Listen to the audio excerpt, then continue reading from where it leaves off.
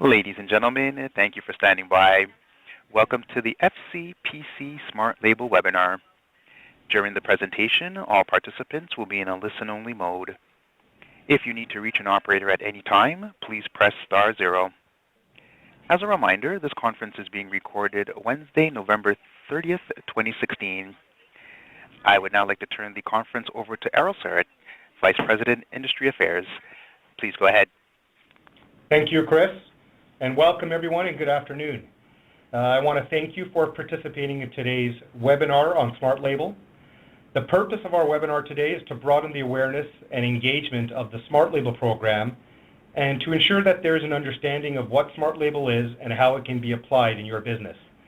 Myself and Jim Flannery from the Grocery Manufacturers Association will go over the topics, the agenda items that you see on the screen in today's presentation. If you have any questions that come up during the presentation, I ask that you please type it in the chat box there in the bottom left-hand corner of your screen, and we will make some time to answer these questions when we get through the slides. And you can also send us your questions after the webinar is over by emailing us at smartlabel@fcpc.ca, as you can see in the red font on the screen. And after we collect all these questions, what we're going to do is actually create an FAQ document to share with all the participants on this call today. The objective of the SmartLabel program is pretty straightforward in the sense that it's really to enable brand owners to provide consumers with greater transparency about the food, beverage, and consumer products they use and consume through a consistent format across all brand owners. And when I say brand owners, I include manufacturer brand owners and retailer brand owners. And the other part that's very important as well is, from a consumer perspective, is that it makes it very simple for the consumers to use. It's perceived as trusted, accurate data that resides on the brand owner's website. You will hear Jim talk about an acceptable range of options to ensure that our consumers have many paths to get to the information they are looking for. And supporting the principle of consistency, all of the item attributes and definitions are global GS1 definitions that you will find on every brand owner's SmartLabel landing page. At FCPC, we are very excited about this program, and I actually personally believe that this is a great opportunity for us as industry players, as retailers and manufacturers, being brand owners, working together and working with government to meet the needs of our consumers. I would like to now introduce Jim Flannery with the Grocery Manufacturers Association. Jim is the Senior Vice President, Operations and Industry Affairs, having responsibility for developing and implementing collaborative relationships and initiatives with retailers and trade associations across all retail channels. Jim has been instrumental in leading the development and launch of SmartLabel in the U.S. Before joining the GMA in 2013, Jim spent 36 years at Procter & Gamble, where he most recently served as Managing Director, Customer Development for Procter & Gamble's global operations. Jim, over to you, sir. Thanks, Errol, and good afternoon, everybody. I appreciate this opportunity to talk about SmartLabel. I thought I would start off by providing a little bit of background and context about how we got to where we are today. SmartLabel, as an idea, started at a discussion at the GMA and the FMI board, and the GMA is the brand manufacturers and FMI is the Food Marketing Institute. And the conversation about in the fall of 2014 was all about the emerging consumers' need for greater transparency about what's in the food, beverage, and consumer products that they use and consume. The board said, it's beyond a need, we have a responsibility of finding a way to get the consumers that information, so go figure out how to do that. Over the course of the next 18 months, we had about 325 people from 90 different companies working on the project we call SmartLabel, and it was launched in January of this year. During that journey, we also worked hand in hand with the Consumer Goods Forum. The Consumer Goods Forum is a global parity-based body with retailers and manufacturers who was very interested in SmartLabel. and asked us to make sure, as we built SmartLabel in the U.S., can we build it in a way that it can be scaled and rolled out to other countries? And then in December of this past year, they asked us to make sure that we piloted SmartLabel in another country to learn and determine whether or not we've achieved that objective. So the close relationship we have with Canada made Canada a really logical partner to determine if what we built in the U.S., how can it be tailored to meet local needs. So that's a little bit of the journey. What SmartLabel really is, it's the organization of about 350 different attributes across food, beverage, personal care, household products, over-the-counter drugs, and pet care, organized in a consistent fashion so that the consumer can find the information that they're looking for. An important component of the SmartLabel idea is that we need to build this in a way that the consumer can get to the data however that consumer is predisposed to get there. So if I asked everybody on the phone how to find this information about a brand, some of you may do a Google or a Bing search. Some of you may go to the brand's homepage and find it. Some of you may be on a retailing e-commerce site and looking for that information. Others may take their smart device and scan a barcode in order to get the information. We wanted to build this thing out so that however the consumer is predisposed to get the information, they could find it. What I'd like to do is paint a little bit of a vision for the program and then get into the various details. So the vision for the program is that a consumer searches for information, whether they're on a computer searching or whether they're using their mobile device, whether they're searching for a gallon of ice cream or a gallon of detergent. They get to a landing page, and the information on that landing page is organized in a consistent fashion so they can find what they're looking for. The project set 4 really important success criteria that if we were going to proceed, we needed consumers who were engaging in this to play back to us that the information is credible, that it's trustworthy, that it's memorable, meaning they quickly learn how to navigate and find the information they were looking for, and that it actually motivates them so that if they want to find information, they will use this tool to do that.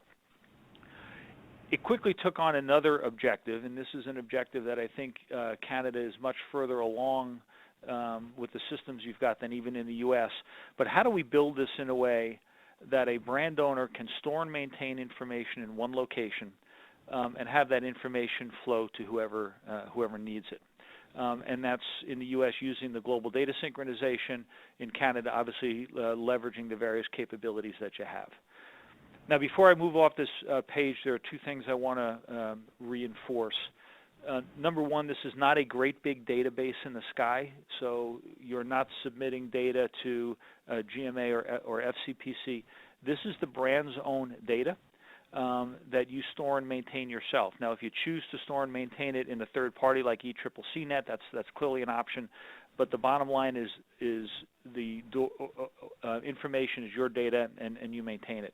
The second thing is when we say the consumer comes to a landing page, this is not a central place. The landing page is actually on your brand's website, but when the consumer gets there, the information is organized in that consistent fashion. So let me dive into some of the details here.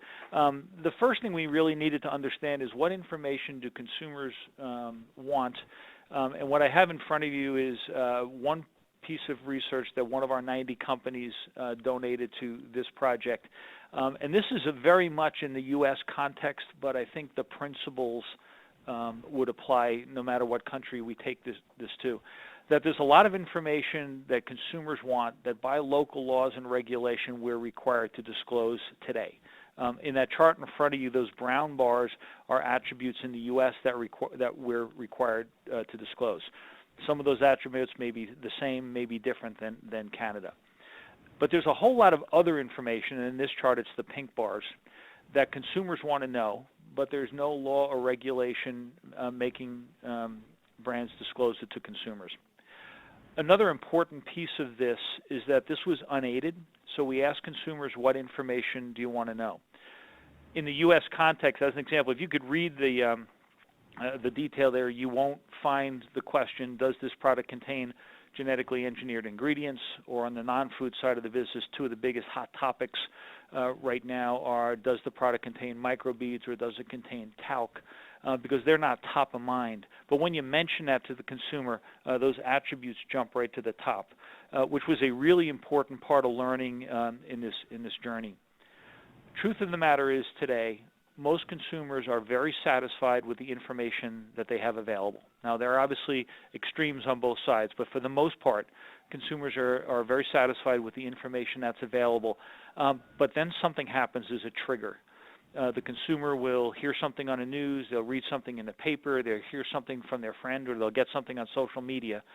And when they want to know now, and they go into search mode. And when consumers are searching for information, if they can find it, even if it's not the information that they wanted to hear, they come away from that situation being pretty satisfied. On the other hand, if they're searching for information and can't find it, it's an amazing amount of consumers who jump right to, so what are they trying to hide? And that's some of the erosion of trust that we're dealing with here.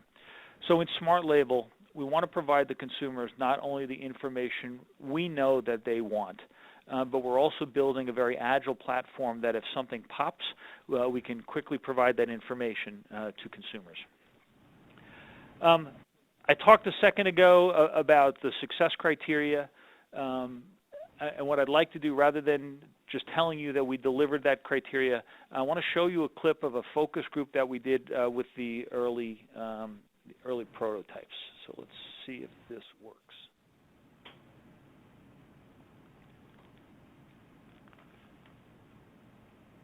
I know when I play dates, I have to ask the parents, does your child have any allergies? If they say yes, then I have to make sure. So I would want to know. Yeah. Because even the labels in the boxes don't even, it's really small. Yeah. May have it contain soy. You have to really look for it. The ingredient list gets kind of long. It's very easy to miss something, tiny type, and everything kind of runs together. So you could very easily overlook something. I don't want to use a product that I think is trying to gear me just to certain products because it has like some affiliation with it. And I'd like to know that if I'm taking the time to actually use it, the information that I'm getting is accurate. My partner's allergic to cherries, you know, so like I gotta make sure that nothing I buy has cherries in it. That's a fun piece of information. Well, yeah, because you never get that when you look on the ingredients. You don't get to see where the map or where it comes from and how it's sourced or where it's sourced from. So that's a fun little tip. That's awesome, because I would never know, and I would never like sit down and be like, okay, I'm gonna Google all of this. It'll take like hours of my time. I guess it just made me more aware of what's exactly on the label. It was user friendly when I clicked into any of the boxes. I was able to go right to the allergies, right to everything, and it highlighted anything that I wanted to see. I can go into it and see it. So I just liked how it was laid out in the little box, and it was just really easy to find. One page. The first page was just one page, and I have to scroll. I didn't have to do, Then it was my choice to click in and find out further what was going on. This one had a much more professional appearance, which kind of added to that trustworthiness. Whether it's just the appearance of it or what, I felt that way.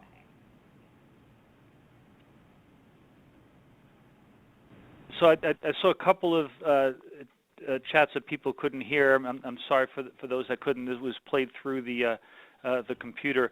What I hope for those of you that could hear is all the success criteria that we set up front, that consumers would play back to us, that it's credible, trustworthy, memorable, and motivational. All those were played back with consumers in the early prototypes. So we really believe that we're onto something. So what I'd like to do is spend a few minutes getting into the details. The foundation of SmartLabel are the attributes that consumers want to know. All the attributes are categorized one of three ways. And I'll use the food attribute line on the screen as an example. Attributes are either categorized as required, meaning in order to participate in SmartLabel, you must disclose this attribute to consumers. Or they're categorized as voluntary, meaning if you choose to disclose this attribute to consumers, you can, but you must use GS1 Global Data Dictionary standard definition. So as consumers flow between brands and categories and businesses, there's a high degree of consistency. I said there were three kind of attributes. The third kind of attribute are really attributes that we as industry have not been able to converge around a common definition. So imagine for a second you've got an engaged consumer. They're on the SmartLabel landing pages, but those landing pages are on your website. And they're having a dialogue and they want answers to questions that go far beyond what industry has agreed. We enable brands to have that continued dialogue with consumer, but there's a clear visual signal that the consumer is now off the Transparency Initiative landing page or the SmartLabel landing page and is clearly talking to, Jim Flannery's Juices about my diversity hiring practices or whatever. So those are three kind of attributes. Now, one of the things that's really important, these numbers that I have in front of you are the U.S. Numbers. They will change for Canada. In fact, let me talk about some of the principles and some of the things that I think we've learned so far. So the principle is that if an attribute is required by local law today, then in the context of SmartLabel, it's required. So those numbers I just showed you for the U.S. will be different in Canada.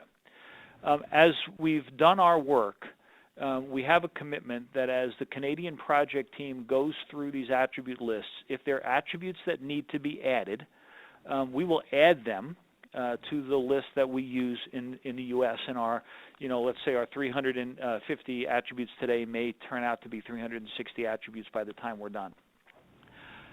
While not complete yet, I would describe the current work underway like this. When you look at the 345 attributes that we have, most of the attributes on ingredients, allergens, nutritional information, health and safety information are almost identical between the U.S. and Canada, with the exception of some are required and some are not across the borders. But the attributes themselves flow really nicely. When you get into claims and certification, we may as well have taken all the work we've done in the U.S. and throw it out the window, and Canada has to start from scratch again, because frankly, the Canadian consumer doesn't really give a hoot about the American Dental Association.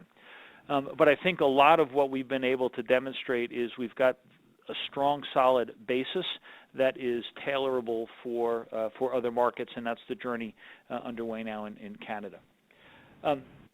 With the attributes as the foundation, the essence is really the landing page, and all 345 or 360 attributes that will be identified are mapped to 5 tabs across the top of the SmartLabel landing page.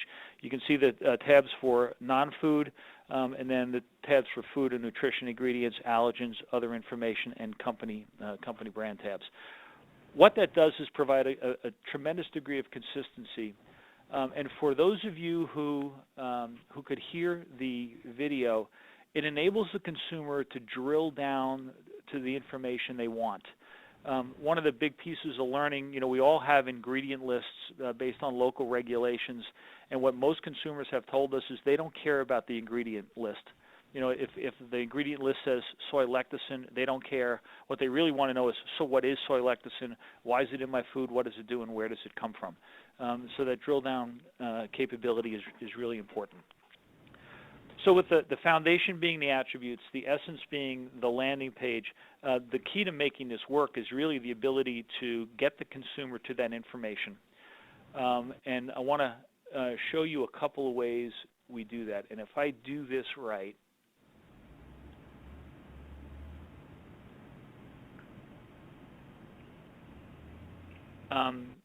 this is the first example. And Errol, if you can speak up, can you see the smartlabel.org screen right now? Yes, I can, Jim. Okay, great. So I want to walk through 3 different examples of how we're leveraging search, and then I want to talk a little bit about scan. So one of the ways that we're leveraging search is using search word optimization. So if a consumer types in SmartLabel or ingredient transparency, we're buying those words. So this website pops up. If on the SmartLabel landing page and I search products, I get a list of all the participating brands. And I'll go through these numbers in a second, but I want to show you some live examples. I'm going to use Hellmann's mayonnaise only because I've given this demo so many times I know how to find my way around it. But if I look at Hellmann's mayonnaise and I click on this product, I get to the Hellmann's SmartLabel landing page. Now, when I'm on this landing page, what you see in front of you, I am actually on the Unilever landing page. I'm on the Hellmann's.com landing page. So as a consumer, I can go in there. I can look at ingredients, and this is just a good example.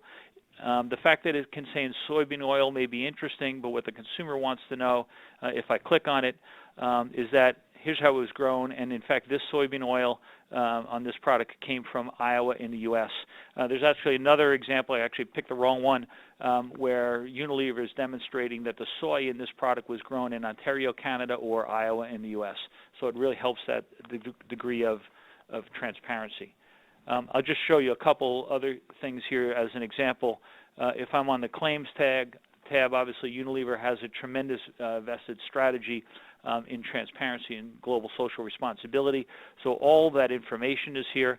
If I'm a consumer and I really want to know deeper about Unilever's or Hellmann's animal welfare program, I click on there and I get that sign up there that I'm now leaving. I could click on the continue and I would go directly to the Hellmann's website. So just one example of the way to access us via search coming to the smartlabel.org website. Another example, and this is frankly today the way most consumers are engaging this, if a consumer wants to find a question about the brand, they go to the brand's website. So what I'm on right now is the Hellmann's website, www.hellmanns.com, and if you can see up here in the corner, there's the SmartLabel logo. If the consumer clicks on that and clicks on mayonnaise,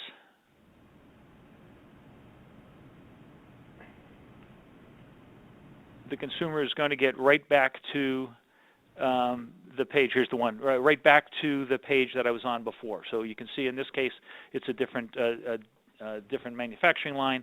This is sourced from Iowa or the U.S. If the consumer happens not to get on there but wants to take a look at various products, where is it here? If they're maybe looking at a product and looking at a recipe, they can click on here, and again, here's the SmartLabel logo. If I would click that, it would bring me right to the brand-owned landing page. So two examples of search: one, going to smartlabel.org; two, leveraging brands' own proprietary consumer communication vehicles where SmartLabel operates synergistically. And then I wanted to show you one other example. And imagine for a second you're a consumer, you're an e-commerce site. So this is a demo from a U.S. retailer that will be live, I think, by the end of this month. If not, then by early January. And a number of retailers in the U.S. that are participating are doing this. They don't have to. But here's an e-commerce site. So if I wanted to put some Breyer's ice cream in my cart, I can. What this retailer has done is identified every item that's participating in SmartLabel. So if the consumer chose to get information that way and clicked on the SmartLabel logo, a pop-up box comes up, and it failed. Let me try one more time. Let me go Country Crock here.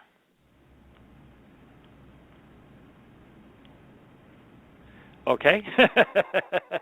So a live demo. What that does is that's a pop-up box that actually takes you to the SmartLabel landing page for these brands. All right, so I have an error. That's the problem of a live example. But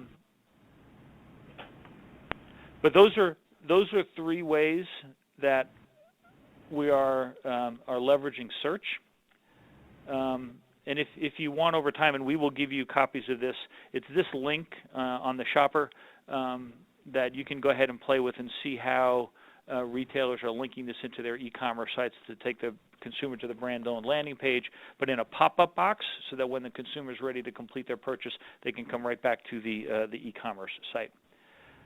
The other thing we're doing is leveraging scan and leveraging mobile devices. And again, I want to reinforce that we want to enable the consumer to get to this information however that consumer is predisposed to do that. Right now, the primary way we're doing that is leveraging a QR code. And the magic of a QR code versus a UPC code is the UPC code is only 14 digits. Whatever device you have in your hand reads those 14, and it has to go to some place to look up what to do with it, and oftentimes that's driven by the app. The magic with the QR code is it can hold almost 4,300 characters, so you can embed the URL link, the www.generalmillssmartlabel.com. So almost without fail, no matter what device you have, if you scan a QR code, it's going to bring the consumer to the brand-owned landing page. One of the things that's regularly talked about is our QR codes being used, and there's a couple of points I want to reinforce there. Number one is QR code uses first and foremost means do the consumers have a device in their hand that they can read it? In the U.S. right now, smartphone ownership is projected to be over 80% by 2018, and that's up from 60% in 2015, so tremendous growth. If I ask the people on the phone, how many of you have QR code scanners on your phone right now, about 50% of you would say, I do.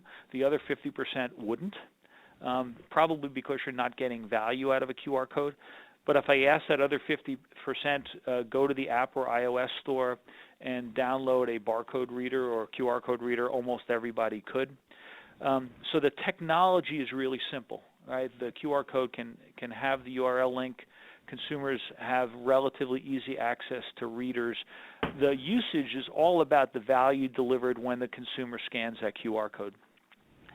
Yesterday I was going to a meeting and I was in a taxi cab, and in the back seat of the taxi cab was a QR code that I could have scanned to tell me everything I'd ever want to know about the taxi company. I have no interest in that. I would never scan it. On the other hand, if you go through most of the airports in the U.S. today, there are big signs with QR codes around them to say, how do you want to get the Transportation Safety Authority pre-check so you can speed through the checkout lines? The way to find out how to apply is you use your QR code reader, get the QR code, and go to the information. So we believe that what we're building in SmartLabel provides the value that people will use it. We're also not locking ourselves into just QR codes. A lot of the work that we're doing on our project team is exploring emerging technologies, and in particular digital watermarking, which will at some point in time be a nice alternative to QR codes. We're not one other thing, and just as reference, QR codes and digital link played an important role in the U.S. legislative process recently. And what's really good for us here in the U.S., and I think as we've taken this idea out to a number of countries and companies it plays, is in the U.S. now we have a law that was recently signed that puts digital disclosure on par with on-pack labeling in certain circumstances. So we think this digital link and the SmartLabel digital disclosure of the information is going to help us solve a lot of problems going forward. What I was going to say, we're not ignoring the UPC code because there are consumers that are going to want to scan the UPC code to find the information. And in our paths to the information, there are two things that we're doing to enable that. Number one, we have created a SmartLabel app. The SmartLabel app is directly linked to the smartlabel.org website with that searchable database. So if a consumer uses the SmartLabel app on a UPC code, they will either be taken directly to that brand's landing page, or they'll get a message this brand is not yet participating in SmartLabel. We also have a number of SmartLabel certified apps. These are retailer apps, a couple other broadly used apps who will carry the SmartLabel logo with a guarantee that if the consumer on their app decides they want to read SmartLabel, that they will bring the consumer to the brand-owned landing page in 2 clicks or less. We don't have a whole lot of hopes that use of a single app is going to be the be-all and end-all to get consumers to the information.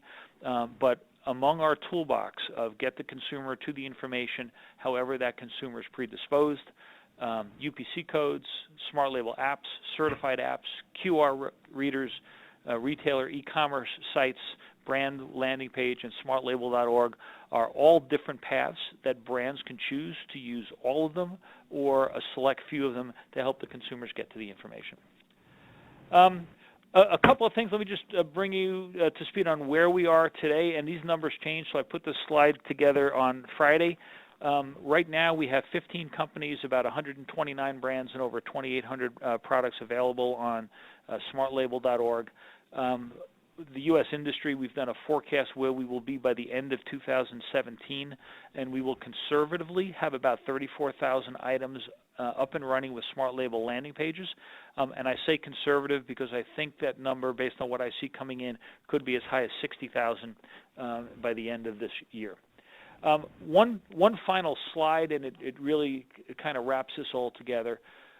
Consumers will access this information if they find it trustworthy, if it's credible, and if it provides them the information they want. After we ran the prototype with those focus groups, we had the SmartLabel finished product out there. We did some more testing. We hired the Benison Strategy Group to do this testing. And among consumers who saw and touched and used SmartLabel, 75% of those consumers said they were likely or extremely likely to use SmartLabel when they wanted information about the brands they were using and consuming. There was a halo effect in that, and as consumers played with the site and understood the information there was an 18-point improvement in the consumer's perception and favorability of the packaged goods industry. So we really think that we're on to something there. And with that, what I'd like to do is turn it back over to Errol to talk about the specific Canadian plan, and then we can answer some questions. Perfect. Thank you, Jim. So first of all, I just want to acknowledge the partners we have in Canada that's helping us to implement SmartLabel here. And we are obviously working very close with Jim and his team through the GMA to ensure that we leverage the work that has been done to provide our members with the synergies of a North American solution and one day a global solution. So I think what we constantly hear from our membership at FCPC, especially the multinational members, is that the more we can have alignment with the U.S.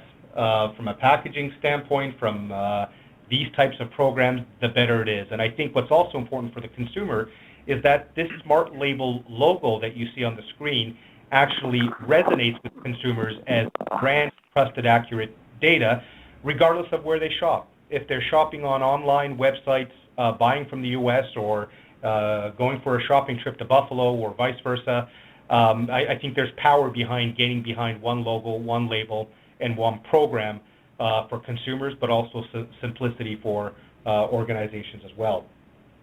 Our partners at PricewaterhouseCoopers, they play an instrumental role in providing their project management and facilitation expertise that will help us in working with brand owners to implement this program. And finally, I want to thank our partners at GS1 Canada for their expertise in this area and working with us currently to create the required and voluntary Canadian attributes that our teams have actually completed right now, and it's ready in draft form to be shared with the working groups. I also want to mention this, that in Canada we do have this unique advantage from a GS1 perspective in terms of the work that we've done to date through GS1, whether it's item level nutrition or the e-commerce initiative. A lot of these attributes are already part of the technology we have at GS1, and I think we have this advantage to leverage the work that has been done with this information and to help build and roll this program out in Canada.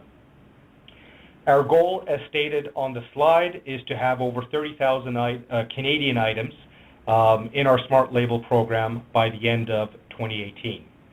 Our immediate goal is to actually have this program up and running in April 2017, because there are a lot of brands today that have already implemented the QR code or plan to do so in Q1, and we're kind of rushing to make sure that we have a solution ready for their brands as they come to market. If you are someone in the marketing or a regulatory or even an IT role, I ask that if you're interested in getting involved in these working groups, we would love to have you participate and provide us with your input as we work through these stages. And the philosophy we've taken with this is that we're going to work with, as GS1, FCPC, GMA, and PwC, to do the heavy lifting in terms of build, design, develop, but where we really need your help is on the input side, and make sure that we get your perspective and your sign-off as we go through these phases to minimize the amount of changes we want to do once the program is implemented in April. You see at the bottom of the screen that naturally it does come with a cost. The program does have a cost to administer. It is pretty minimal from a SKU on an annualized basis. It's $8 for FCPC and retailer brands, and $20 for non-FCPC manufacturing members. And these fees are provided below, will cover the resources required to implement and maintain the program, to implement the governance of a program that has to administer audit and compliance work. We have a lot of work to do in terms of French translation of the attributes, the landing pages, and the SmartLabel.org website. And as Jim mentioned, as we look into new technologies and enhancements, as we continue to enhance this program, the fees will also cover that. And finally, I think one of the most important things, as I talked about before, in terms of how do we leverage North American scale and one day global scale in getting ourselves behind one brand that we can market to the consumers and broaden the consumer awareness, and these fees will also go towards the marketing efforts as well. So the final slide, again, if you would like to get involved in the working groups, please contact us at smartlabel@fcpc.ca. And if you have any questions about the SmartLabel program, I invite you to enter it now into the chat box. And if you think about any questions after the fact, again, please send them to the smartlabel@fcpc.ca address, and we will get back to you, and we will also get back to everybody with these questions from an FAQ perspective. I am seeing one question on the chat box as it relates to Digimarc. I don't know, Jim, are you able to speak to if we're exploring Digimarc as a technology option? Sure. So in the when I said exploring emerging technology in digital watermarking is the technology that Digimarc basically owns. So yeah, so we are exploring that, and it's really a matter of how and when, not if. It's the technology end of it really works. Our challenge is how do we tell the consumer to scan it and with what? So as soon as we solve that, that becomes part of our toolbox. Thank you, Jim. There's another question here that I'll answer. It has to do with French translation of the landing pages. And the question is, wouldn't brand owners be doing the translation themselves? The way I see it is all of the attributes through the global dictionary definition through GS1 will already have a bilingual component to it. But in terms of the headers of the SmartLabel of the landing pages, I think we do that work once. We do it through FCPC, and that avoids having every manufacturer having to create their own French translation. So all of the ingredients or the details on the attributes and what you see on a landing page today on smartlabel.org, we as FCPC will look to getting that all that work translated.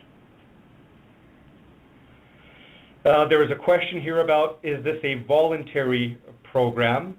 The answer is yes, but Jim can give more perspective on that in terms of, as he talked about, how the numbers he's expecting to have by the end of this year. Jim, can you just kind of give us a flavor of the origins of this when you first built it? Kind of what was the thought behind voluntary versus mandatory getting on the program? So the program very clearly is voluntary. If a brand doesn't want to participate, or if a company doesn't want to participate, there's nothing making them do so. What the GMA board has thrown its weight around is a commitment to drive transparency as a really important strategy for our industry in the U.S. And then we're taking that out to the FMI board and the various members. So as an association, we're really throwing our weight and our commitment behind that. But when it really comes down to it, if your brand doesn't believe there is value in transparency, if you don't believe that it helps you form a stronger relationship with your consumer, then you probably don't want to do this. If you're coming at this thing as an IT project, you probably don't want to do this. So it's voluntary. One thing I will mention, a typical path that I'm seeing, no companies are getting started. I can't say no companies. Most companies are not getting started by filling out their full portfolio. They're getting started with, what are the brands that I have which will disproportionately benefit from transparency? And those are the brands that they're getting started with. They're all getting started with the required attributes that are required by local law, which will be different in Canada. And then they're expanding to the voluntary attributes that they believe are most important to my consumer. So that's the path, but it is voluntary. Okay, thank you, Jim. There's a question around the technologies that are involved in the implementation of the landing pages. I know, Jim, you talked to me several times about kind of the different choices that are available for brand owners. Can you kind of give us a flavor for what those different options look like from an implementation standpoint? Yeah, sure. So I can give you the U.S. experience, and again, this is where you'll have similar, maybe slightly different paths in Canada. There are really three choices in the U.S. to build the landing pages, and I think these same three choices would likely be available in Canada.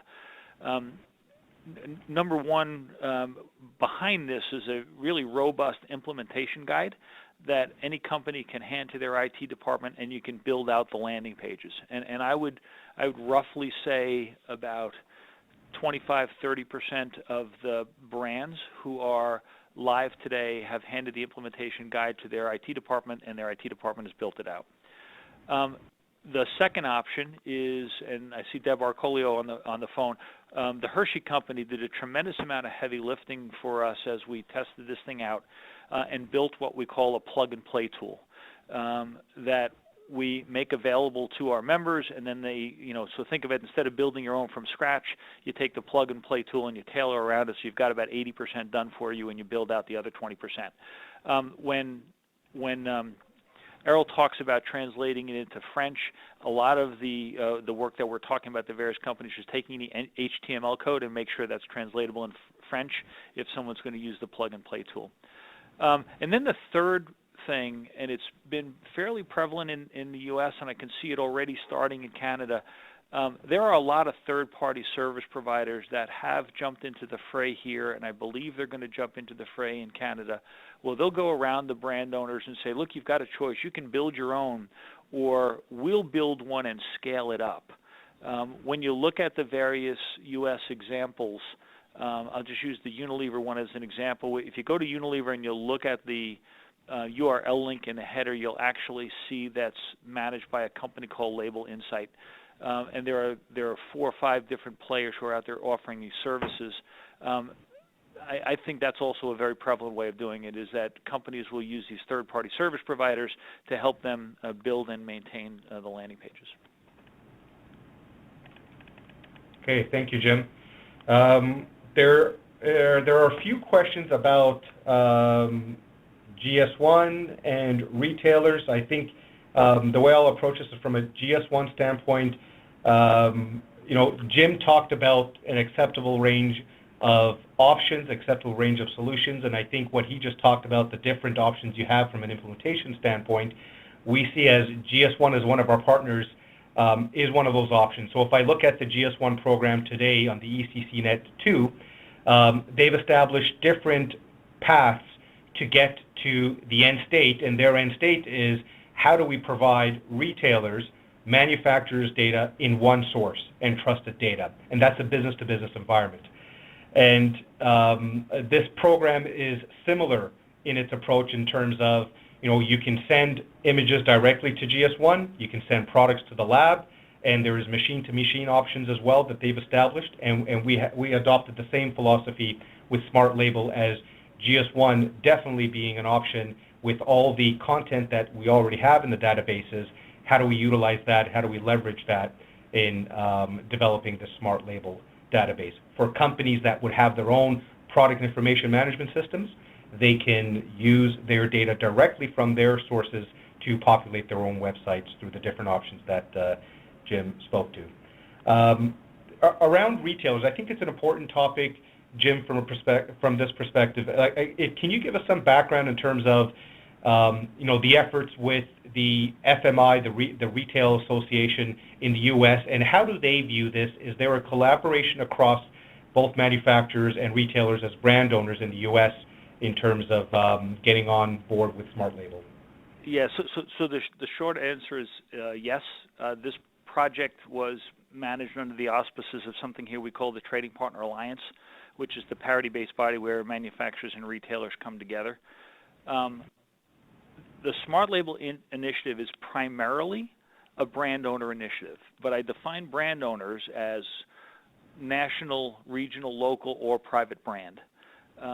In fact, if you go back to what I said a few seconds ago about companies saying, what are the brands that I have that would disproportionately benefit from transparency, you will find a disproportionate amount of private label brands live on SmartLabel within the next couple of months, because the brand to a retailer probably has more direct equity and a halo with it even than an individual brand. So the retailer community in the U.S. Is jumping in with both feet on their private label.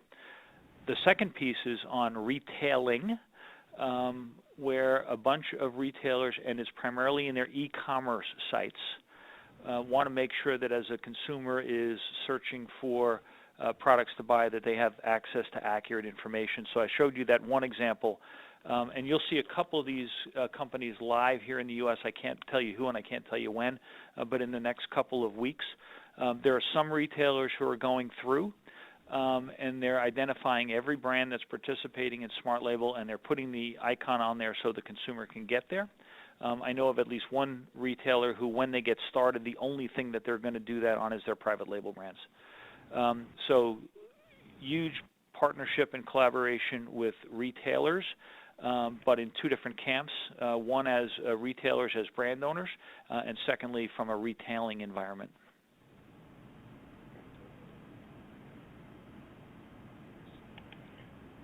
Perfect. And there's one more question here regarding FDA.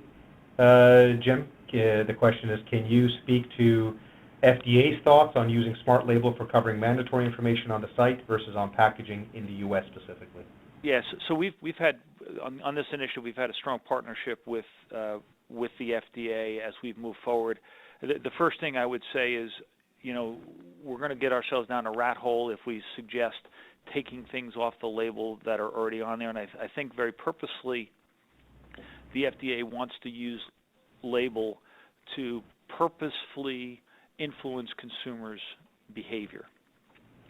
So I don't see a whole lot necessarily coming off. But as we get to things like genetically engineered ingredients, like cage-free eggs or whatever, I think that entities like the FDA are looking at this as a good way to meet those consumer needs without having to move off the principle of if we're making you put it on the label, it's to influence behavior. One example of the partnership with the FDA, we were walking them through this about 6 months ago, and they had an idea, boy, if there's a product recall, is there a way that an alert can come up? So if the consumer scans the SmartLabel icon on the product that they have, and can they find out if this is undergoing a product recall? So we've built that capability in. Okay, thank you. Hey, Errol, there's a question here. Can I answer? There's one about how SmartLabel fits with companies' proprietary transparency initiatives. Perfect. And can I just, if I could for a second, while you were talking, I pulled these up. We work very hand in hand with a bunch of companies that have their proprietary transparency initiatives, and we've purposely tried to make this very synergistic. What I pulled up here, this is Campbell's website. They have a huge initiative called What's in Our Food. We also work with the Kellogg's company, which was open for breakfast. SC Johnson and Clark's have their big initiative. So if I'm a consumer, I'm on the What's in Our Food website here. And if you scroll down, you can see that they've put the linkage to SmartLabel. The consumer clicks on there and gets to the SmartLabel landing page. The other thing, and I clicked in here, so now I've come at it through SmartLabel. So this is the SmartLabel landing pages. And if you go down here, you see what's in my food. I can click on there. I'm leaving the SmartLabel landing page, and it's going to get me right back to the Campbell's What's in My Food website. So there are tremendous synergies to build in a linkage between proprietary transparency initiatives and what we have with SmartLabel. Where I think SmartLabel really adds a tremendous amount of value is it provides the degree of consistency consumers quickly learn to find the information that they're seeking. We had one example early on in the project where a bunch of people were asking the same question, will this make my proprietary initiative redundant, or do I even need SmartLabel because I have my own initiative? We took two companies that had these initiatives. We put a attribute on the table, and we said, find this in each other's website, and they couldn't, even though it was there. So the consistency of the way the information is organized is a tremendous value add from SmartLabel, and that will work synergistically with any proprietary transparency strategies you may have. Great, thank you. There's one last question here that I think it's a good question as well from a consumer usage standpoint. Jim, are there any stats on SmartLabel since its launch in the U.S.? Yeah, so I'm going to try to answer that in two ways. Number one, it's really too early to have anything meaningful. Like I said, we've got about 2,800 items that are out in the market. Deb Arcolio from Hershey, I know you're on the phone and you've talked some statistics about how many hits you've got coming to your sites through the QR code. If you could type that in the chat box, and if you don't mind that sharing, I'll talk the experience that you have. But the biggest thing that we're thinking about here, and I go back to that trigger behavior, and as we're trying to measure consumers' usage of SmartLabel, consumers are not going to use this, I don't believe, on a day in and day out basis to make their decisions. They're pretty satisfied with the information that they have, but when there's that trigger, we want to make sure that SmartLabel is the tool they use to find out that information, and that Benison research study gives us a high degree of confidence that we can educate consumers that that's what it will do. And then the other part of why the consumer hits is a little bit tough one to measure. And we're all in this industry, about 90% of what we have in our pantries is the same things we have day in and day out, and we really, unless there's a trigger, don't need to know more information about that. So we're trying to find a way to measure consumer engagement, but it probably won't necessarily be hits. Okay, thank you, Jim. Thank you for all the information you shared today, and thank you for everybody participating in today's webinar. And again, I urge those of you that are interested in getting involved with us throughout this journey, please email us. We would love to have you involved in our working groups. And if you have any additional questions that you think of after this webinar, please don't hesitate to email us at the email address you see below. Thank you. Have a great day, everyone. Bye. Thanks, everybody. Ladies and gentlemen, that does conclude the webinar for today. We thank you for your participation and ask that you please disconnect your lines.